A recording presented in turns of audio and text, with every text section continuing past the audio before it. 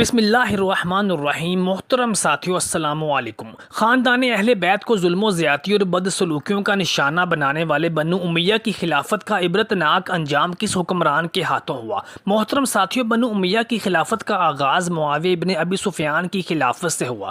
گو کہ معاویہ ابن ابی سفیان نے حضرت عثمان غنی رضی اللہ تعالیٰ عنہ کی شہادت کے بعد ہی خلافت کا دعویٰ کر دیا تھا، لیکن چونکہ وہ خلافت راشدہ سے متضاد اور متصادم طور طریقوں سے خلافت کا دعویٰ دائر کر رہے تھے، اسی لیے اہل مکہ اور اہل مدینہ نے معاویہ ابن ابی سفیان کی خلافت کو تسلیم کرنے سے انکار کرتے ہوئے حضرت علی رضی اللہ تعالیٰ عنہ کو چوتھا خلیفہ نامزد کر دیا۔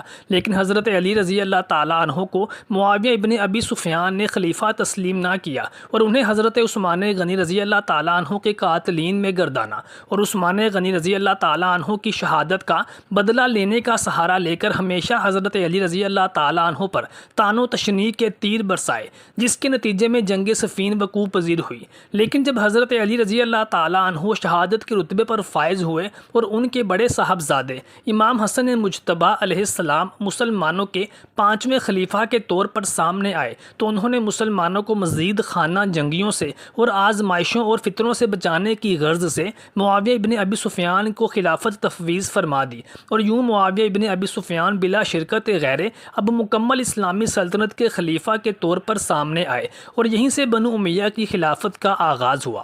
حضرت علی رضی اللہ تعالیٰ عنہ کے ساتھ معاویہ ابن ابی سفیان کی یہ دشمنی دراصل بنو امیہ اور بنو ہاشم کی نسل در نسل چلتی آ رہی خاندانی دشمنی اور عداوت کی ہی کڑی تھی، اور بعد میں بھی بنو امیہ نے ہمیشہ بنی ہاشم اور نبی صلی اللہ علیہ وآلہ وسلم کے خاندان کے ساتھ ظلم و زیادتیوں کا رویہ اپنائے رکھا، جو کہ واقعہ کربلا پر جا کر منتج ہوا۔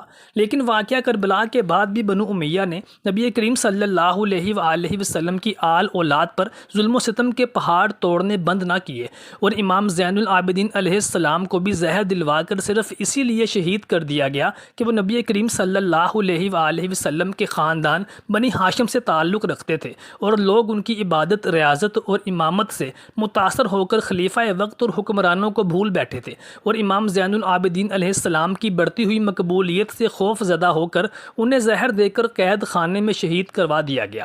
محترم ناظرین گرامی، خاندان بنو امیہ کی حکومت کے دور زوال میں سلطنت میں ہر جگہ شورش اور بغاوتیں شروع ہو گئی تھیں، جن میں سب سے خطرناک تحریک بنی ہاشم کی تھی۔ بنی ہاشم چونکہ اس خاندان سے تھے جس میں نبی کریم صلی اللہ علیہ وآلہ وسلم ہوئے ہیں، اس لیے وہ خود کو خلافت کا بنو امیہ سے زیادہ مستحق سمجھتے تھے۔ بنی ہاشم میں بھی آگے دو گروہ پیدا ہو چکے تھے، ایک وہ جو حضرت علی رضی اللہ تعالیٰ عنہ کو اور ان کے بعد ان کی اولاد کو خلافت اور امامت کا حقدار تصور کرتا تھا۔ یہ گروہ شیعان علی علیہ السلام کا طرفدار کہلاتا تھا۔ بعد میں اسی گروہ میں سے کچھ لوگ شیعہ فرقے کی شکل اختیار کر لیے تھے اور وہ اثنا عشری کہلانے لگے۔ دوسرا گروہ رسول اللہ صلی اللہ علیہ وآلہ وسلم کے چچا حضرت عباس کی اولاد کو خلافت دلانا چاہتا تھا۔ شروع میں دونوں گروہوں نے مل کر ہی بنو امیہ کی حکومت کے خلاف بغاوتیں اور تحریک شروع کی تھیں، لیکن بعد میں عباسی گروہ غالب آ گیا۔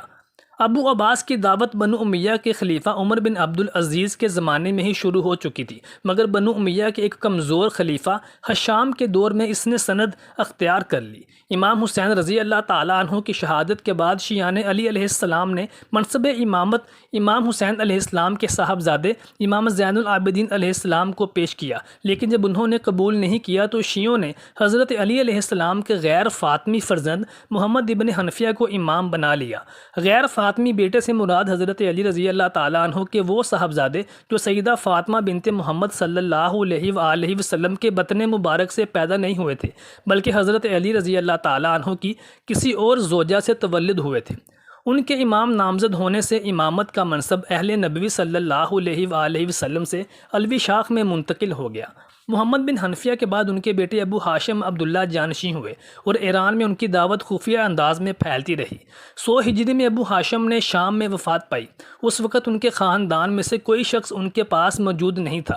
مشہور صحابی حضرت عبداللہ بن عباس رضی اللہ تعالیٰ عنہ کے پوتے محمد بن علی قریب موجود تھے، اس لیے ابو ہاشم نے ان کو جانشین مقرر کر کے منصب امامت ان کے سپرد کر دیا، اور اس طرح سے امامت علویوں سے عباسیوں میں منتقل ہو گئی۔ محترم ساتھیوں، بنی ہاشم کی یہ دعوت عمر بن عبدالعزیز سے شام تک خفیہ انداز میں پھیلتی رہی اور عراق خراسان کے بڑے حصے میں پھیلتی گئی۔ 126 ہجری میں محمد بن علی کا انتقال ہو گیا اور ان کے بڑے بیٹے ابراہیم بن محمد ان کے جانشین ہوئے۔ ان کا مرکز شام میں ایک مقام حمیمہ تھا۔ ان کے دور میں تحریک نے بہت زور پکڑ لیا تھا اور مشہور ایرانی ابو مسلم خراسانی اسی زمانے میں عباسی تحریک کے حامی کی حیثیت سے داخل ہوئے۔ اس نے ایک طرف عربوں کو آپس میں لڑوا دیا اور دوسری طرف ایرانیوں کو عربوں کے خلاف ابھارتا رہا۔ اس جگہ یہ بات قابل ذکر ہے کہ محمد بن علی نے ابو مسلم کو ہدایت دی تھی کہ خراسان میں کوئی بھی عربی بولنے والا زندہ نہ چھوڑا جائے۔ مروان کے دور میں بھی اس سازش کا انکشاف ہو گیا تھا اور ابراہیم کو قتل کر دیا گیا تھا۔ اب ابراہیم کا بھائی ابو العباس عبداللہ بن علی جانشین ہو چکا تھا۔ اس نے بھی حکم دیا تھا کہ خراسان میں کوئی بھی عربی بولنے والا عرب زندہ نہ چھوڑا جائے۔ اس نے ابراہیم کے غم میں سیاہ لباس اور سیاہ جھنڈے عباسیوں کا نشان قرار دے دیے تھے۔ عربی اور ایرانی ہمیشہ ہی ایک دوسرے سے نفرت کرتے تھے اور جب ایران پر عربوں کا قبضہ ہوا تو خلفائے راشدین نے منصفانہ حکومت قائم کر کے اس نفرت کو کم کرنے کی حتی الامکان کوشش بھی کی، لیکن بنو امیہ کے حکمران خلفائے راشدین کے اصولوں پر نہ چل سکے۔ ایرانیوں کو بھی حکومت سے شکایات بڑھتی ہی چلی جا رہی تھیں۔ وہ اب مسلمان ہو چکے تھے اور بحیثیت مسلمان عربوں کے برابر حقوق بھی چاہتے تھے۔ جب ان کے برابری کا سلوک ان کے ساتھ روا نہ رکھا گیا تو وہ بنو امیہ کی حکومت کا تختہ پلٹنے کی فکر کرنے لگے اور اپنا مقصد حاصل کرنے کے لیے انہوں نے خاندان بنو ہاشم کا ساتھ دینا شروع کر دیا۔ بنو امیہ کے زمانے میں عربوں اور ایرانیوں کے درمیان میں نفرتیں اور حسد بڑھنے کے علاوہ خود عربوں کے اندر بھی قبائلی عصبیت اور اختلافات بھی بہت حد تک بڑھ گئے تھے۔